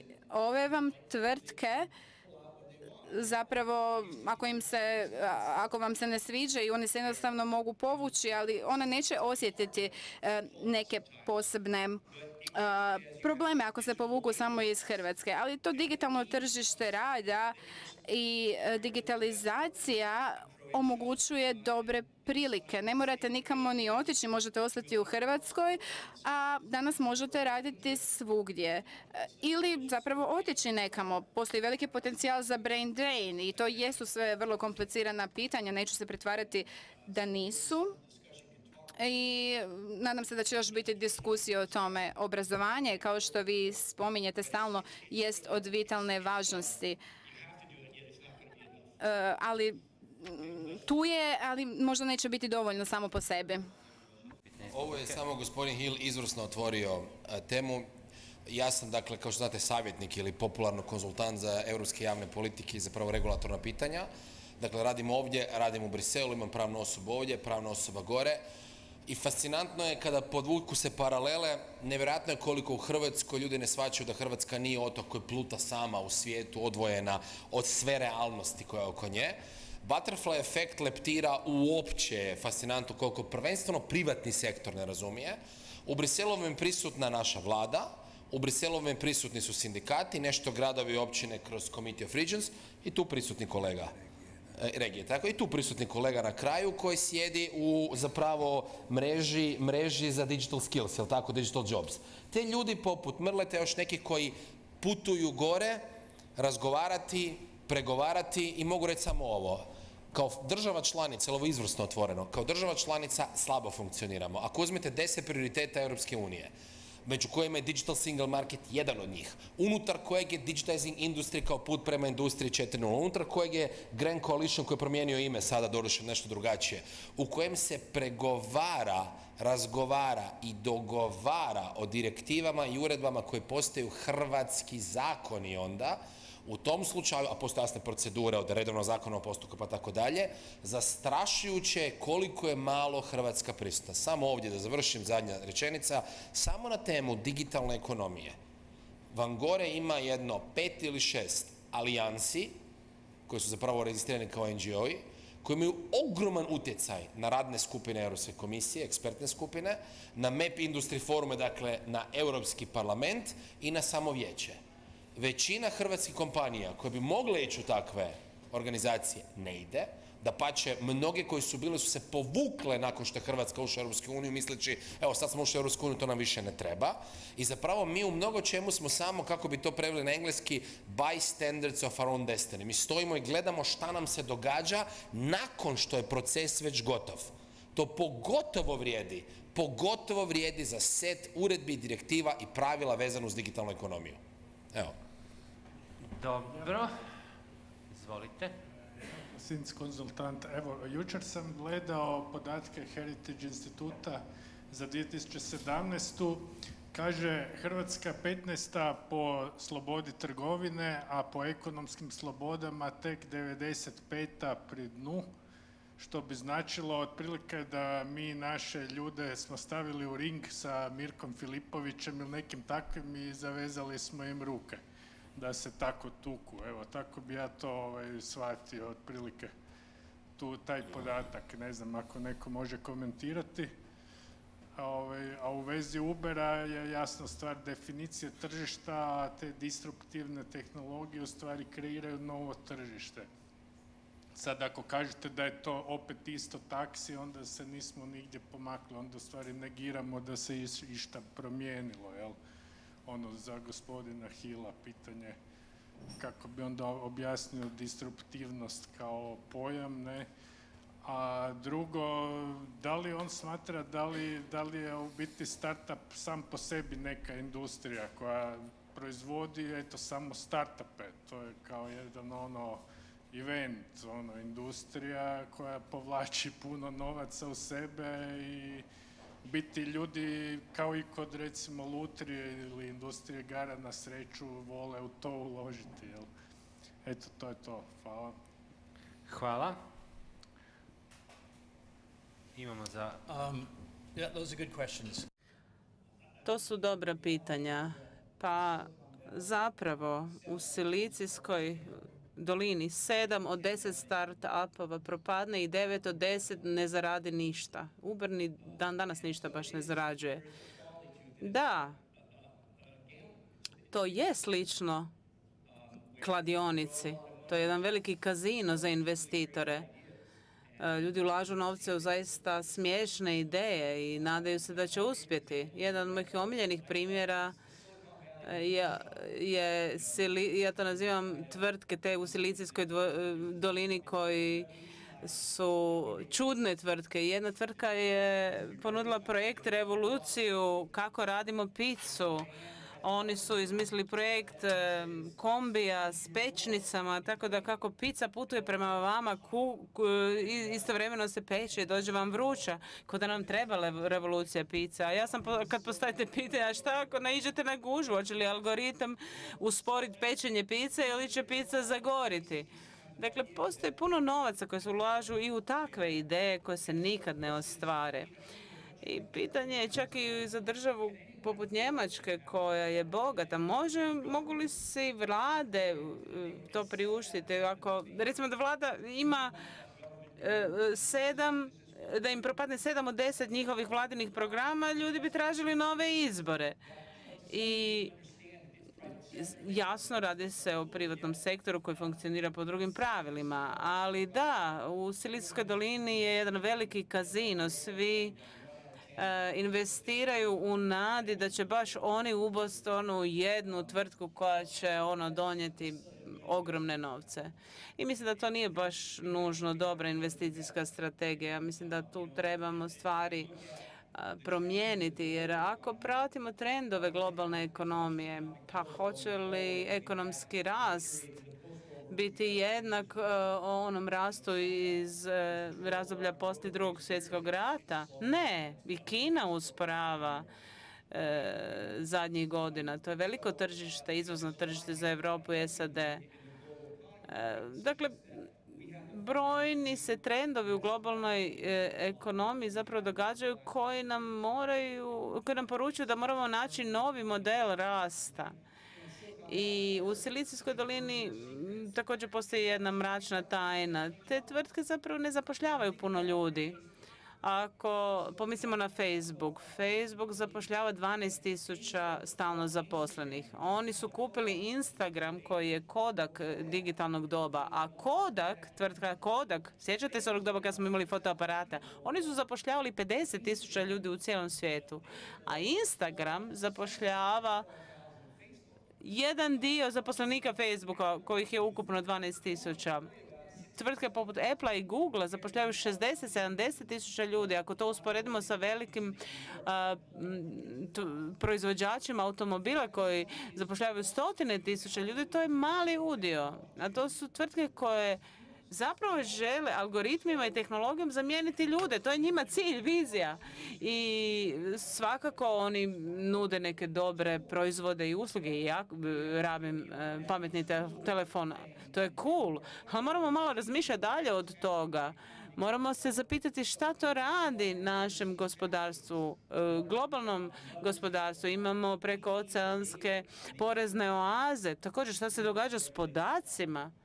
Kako ćemo regulirati obvezu tvrtki da razmjenjuju podatke s državom kako bi spriječili izbjegavanje plaćanja poreza? Također, brojne tvrtke platni promet obavljaju online i podaci će zapravo postati valuta digitalnog doba. A tvrtke će ih imati pod kontrolom, a ne vlade, ne demokracije, ne građani, i u tome leži problem. I zato moramo se pobrinuti da digitalna ekonomija radi za sve nas, a ne samo za jednu manju grupu ljudi. Tvrtke koje ste spominjali odbijaju ih prepustiti nacionalnim vladama i lokalnim vlastima pod izlikom da je to zaštita privatnosti. Smatrate li da bi države trebale imati nadzor nad tim podacima da mogu i zaštititi prava radnika i naplatiti poreze i tako da? Jer nigdje to sada ne uspijeva. Ja iskreno vjerujem da da. Ali ne bi se složio da to nigdje ne uspijeva. Jel probajte recimo downloadati film sa torrenta negdje u Velikoj Britaniji. Vaš operater će vam isporučiti račun bez problema. Za ono što ste skinuli film, naplatit će vam 250 eura, 300 eura, ne znam kako košta taj film, mislim da tu nema uopće nekih problema. Znači, to je ta priča kontrole, do neke razine, do koje može se biti, da ne ulazimo u privatnost. Da. Mislim, ali ja se s puno stvari tu moram priznati da se ne slažem. Znači, zato što primjerice ni autoindustrija koja stvara aute to nije industrija za sebe, ona zaposli možda 50.000 ljudi, ali to nije kraj te industrije. Tu postoje servisni odjeli, postoje dodatni dijelovi, postoje autoceste, postoji cijeli ekosustav koji je stvoren. Pa jednako tako ekosustave stvaraju i Google, i Facebook, i Microsoft, svi oni stvaraju velike ekosustave na kojima živi puno ljudi. Pa samo u Hrvatskoj, znači da ured Microsofta u Hrvatskoj zapošljava, ne znam da me krivo neko ne shvati, ali ne znam, zapošljava 40-50 ljudi. Ali još 11-12 ljudi razvija rješenja na njihovima i zarađuje na dnevnim, znači svoje doprinose, plaće, sve živo i uplaćuje državni proračun.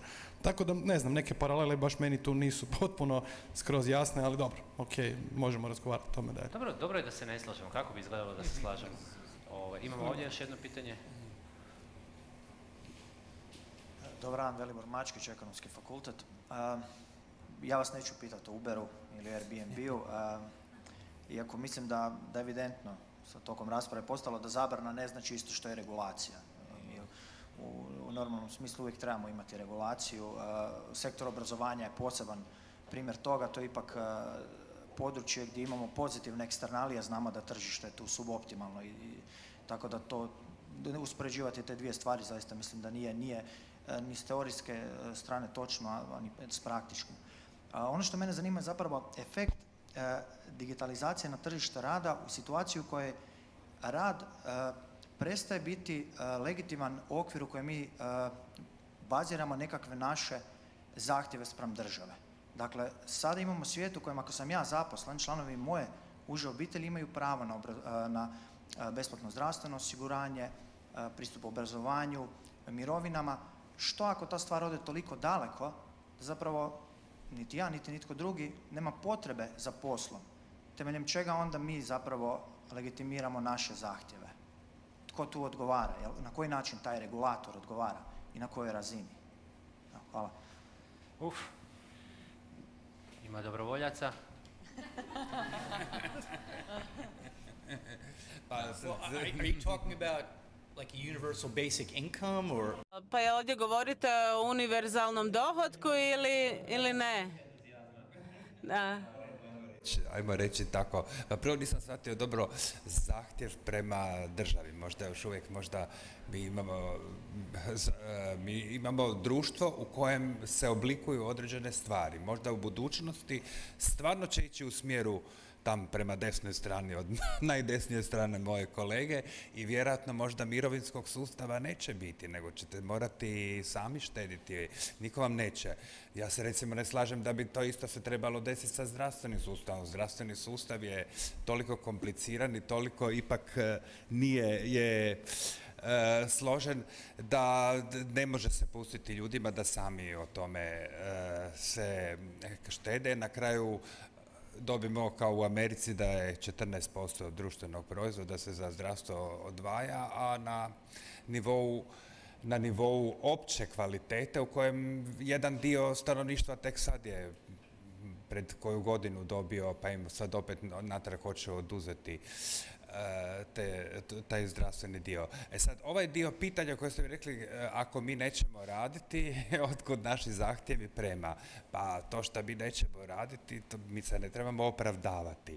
Društvo će biti takvo kako će biti i ono će izgraditi svoje mehanizme i neke svoje svrhovitosti koje vjerojatno sada mi nismo u stanju uopće izreći.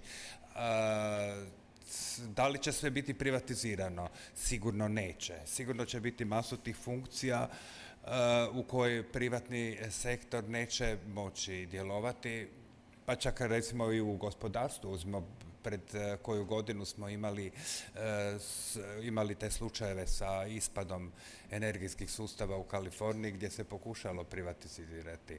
Ako sam možda komadić zadovoljio vašeg odgovora je to, ali možda nisam dobro to pitanje do kraja Ja mislim da ste blizu, ali da je odgovor više za jednu kavu poslije. Jer je kompleksno je pitanje i dobro je pitanje, ali evo nama se i vrijeme bliži kraju. Gospodin Hill je digao ruku za odgovor, pa vas molim da ujedno to bude i vaša završna riječ i sve ću zamoliti za kratak komentar za kraj. Evo što ću reći, osnovni prijedlog koji sam zapravo napravio, mnogo sam ih dao, ali ovo je glavni koji se tiče posla i radnih mjesta.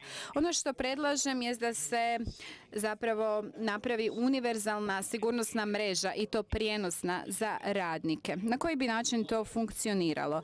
Za mnoge radnike u ovoj eri nakon Drugog svjetskog rata postojao je samo jedan posao i svi su radili samo za jednog poslodavca u svom životnom vijeku.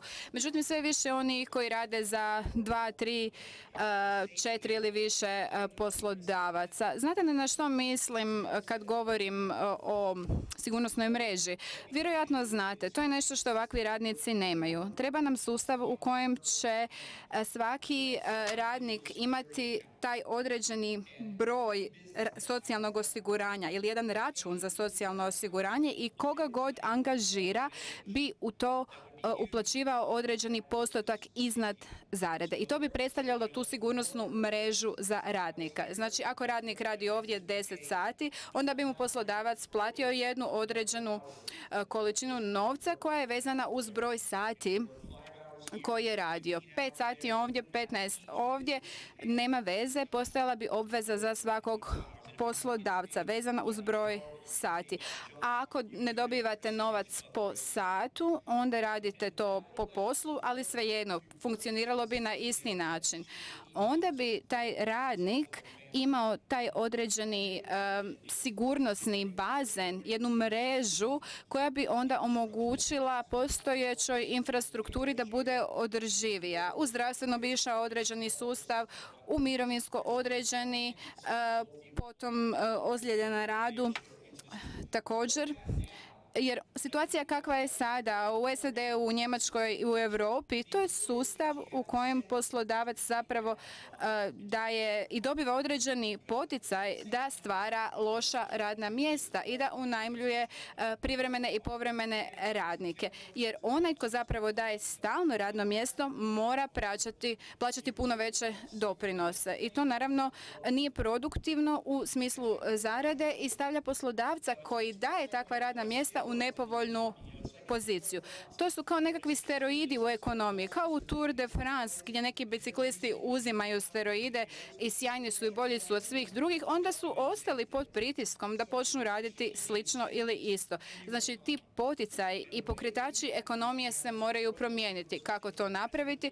Pa imati ovu sigurnosnu mrežu koja je prenosiva za ljude, za freelancere. Naravno da su freelanceri potrebni i da je fleksibilnost koja ide uz to neprocjenjiva, ali onda će za takve ljude postojati jedna mreža i jedna sigurnost u kojoj će ljudi moći zbrinuti sebe i svoju obitelj i baviti se poslovima koji su kreativni i koji su im zanimljivi. Kad se takvo što napravi, onda ćete zapravo ove povremene i privremene poslove napraviti zanimljivima i sigurnijima.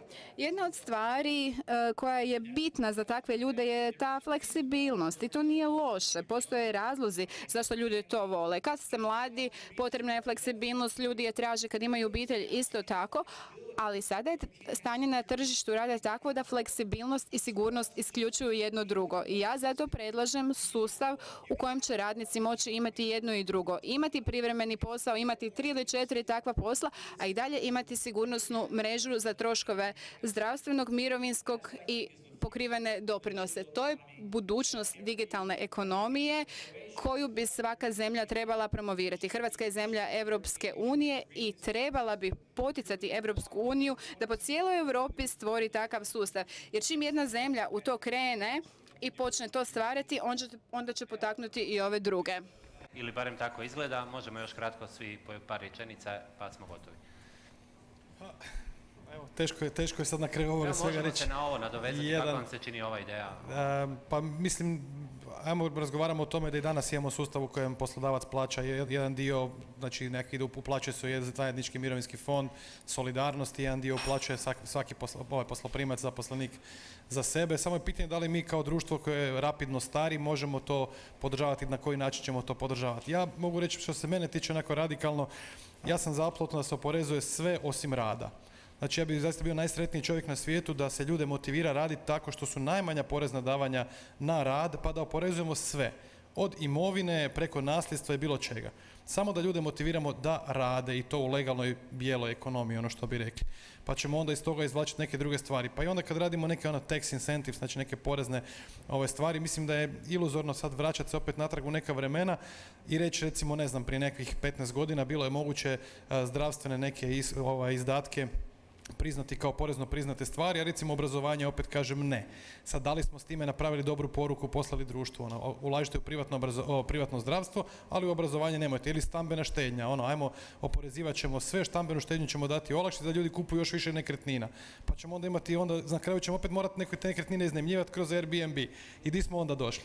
Znači, moramo se malo promijeniti taj setup, ako hoćemo staviti zaposlenika u fokus, onda zaista moramo gledati zaposlenika u fokusu kao takvoga, kroz sve te porezne stvari, kroz poreznu politiku i ulaganja. Evo, sad smo već na 2 dobra prijedloga, idemo dalje.